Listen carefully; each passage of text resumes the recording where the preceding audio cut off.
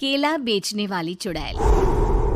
एक बार की बात है, जादूपुर नाम के एक गांव में करतब दिखाती एक औरत एक रेड्डी के लिए गांव में आती है। आइए आइए मेहरबान कदरदान, खाइए रोहड़ा के ताजे ताजे केले। कभी खाए नहीं होंगे ऐसे केले, पीले पीले केले खाइए। ये कहकर रोहड़ा हाथों में 4 केले लिए उन्हें सर्कल में जोर जोर से हवा में उछालती हुई करतब दिखाती है, जिसे देखकर आसपास के सारे बच्चे अपने अपने मम्मी पापा से उस औरत के पास जाने की जिद करने लग जाते हैं। पापा, ऐसा तो सर्कस में बॉल से होता है ना, ये आंटी तो केले से कर रही है। चलिए ना पापा, देखते हैं। रोहड़ा एक पतली सी तार पर चलती हुई केलों से करतब दिखाती है। आते जाते सभी लोग बाहर रुककर उसके करतब देखते हैं और वाह वाही करते नहीं थकते। जैसे ही एक आदमी पास आकर उसे पैसे देने लग जाता है, तब वो कहती है, अरे नहीं नहीं साहब, मैं करतब तो बच्चों के मन को बहलाने के लिए करती हूँ। धंधा तो मेरा केले का है। पीछे देखो मेरी रिड्डी, जो भी मेरे केले खाएगा मेरी तरह चुस्त दुरुस्त और तंदुरुस्त हो जाएगा। पता चलता है क्या कि मेरी उम्र 55 की है। अरे पर ऐसे ठंड के मौसम में कोई केला क्यों खाएगा? ये ऐसे वैसे केले नहीं है साहब, ये शरीर में गर्मी देते हैं। ठंड को दूर भगाए जो भी रोहिणा के केले खाए। पापा, अगर मुझे केले नहीं मिले तो मैं घर नहीं जाऊंगी। तभी उसके पापा कहते हैं कि बेटा, केले ठंड में कभी गर्मी नहीं देते। ये सब कहने की बातें हैं, सामान बेचने का तरीका है इनका। पर पिंकी नहीं मानती। मैं केले खाऊंगी। पिंकी की जिद के आगे नत्थू हार जाता है और उसे केले खरीद कर दे देता है। पिंकी खुश होकर केले घर ले आकर खाती है। अब मैं भी करतब करूंगी, कितना मजा आएगा। जादुई केले। पिंकी पहला केला खत्म भी नहीं करती कि वो बेहोश हो जाती है। दूसरे केले से एक काला धुआं आता है और रोहड़ा चुड़ैल बनकर बाहर निकल आती है। मेरे भूतिया केले बच्चे न खाए, ऐसा हो ही नहीं सकता। जादूपुर वालों, कब तक बचोगे? आ गई हूं मैं रोहड़ा, जिसका कोई नहीं कर सकता सामना।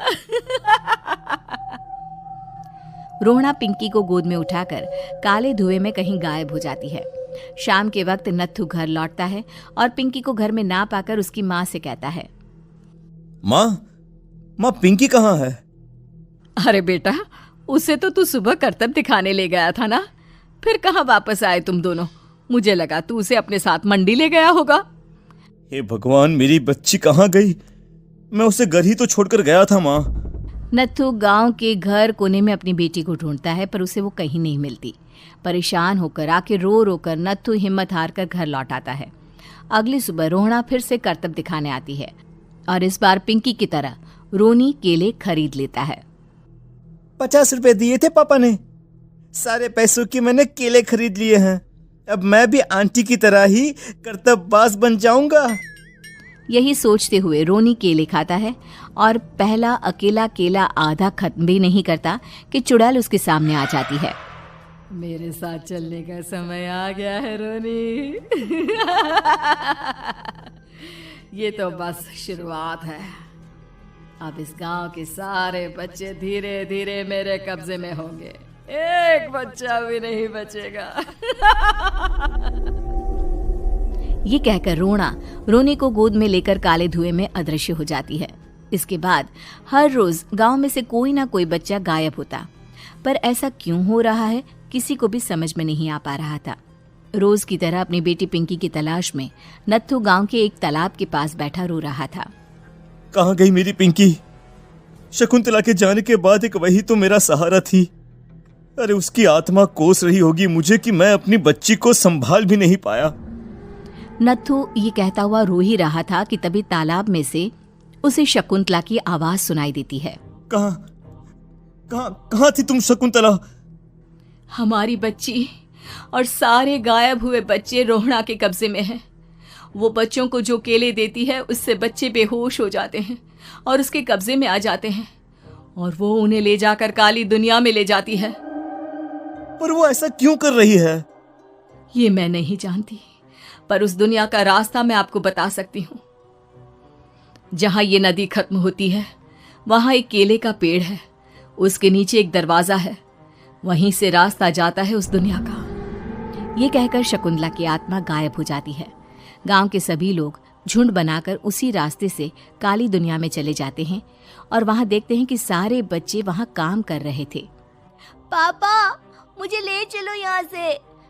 पापा पापा। सभी बच्चे अपने मम्मी पापा से लिपट जाते हैं। तो तुम लोग यहाँ तक आ गए? क्यों हमारे बच्चों को पकड़ लिया तूने? तुझे शिकार ही बनाना है तो ले, हम सब आ गए हैं, हमें खा ले। नहीं, मुझे बच्चे चाहिए। मेरे बच्चे के बदले तुम लोगों के बच्चे। क्या मतलब? मैं इसी गांव में रहने वाली एक औरत थी। केले की चोरी के इल्जाम में मेरे बेटे को गांव वालों ने इतना मारा कि वो मर गया। उसी दिन मैंने ठान लिया कि गांव वालों का भी वही हाल करूंगी। कुछ दिन बाद बेटे के चले जाने के दुख में मैं भी मर गई और मेरी भटकती आत्मा एक चुड़ैल बन गई। और फिर मैंने बदला लिया तुम सबके बच्चे छीनकर। बर्दाश्त नहीं कर पाए ना? सोचो मुझ पर क्या बीती होगी। हमें माफ कर दो रोना। पता नहीं ये किसकी गलती थी, पर हम सभी माफी मांगते हैं। हमारी खुशियां लौटा दो, तुम भी तो एक माँ हो। गांव वालों की बात सुनकर रोना का मन पिघल जाता है और वो बच्चों को छोड़ देती है। उसके बाद काली दुनिया बच्चों के लिए जादुई दुनिया बन जाती है। अब कोई भी कभी भी वहां आ जा सकता था।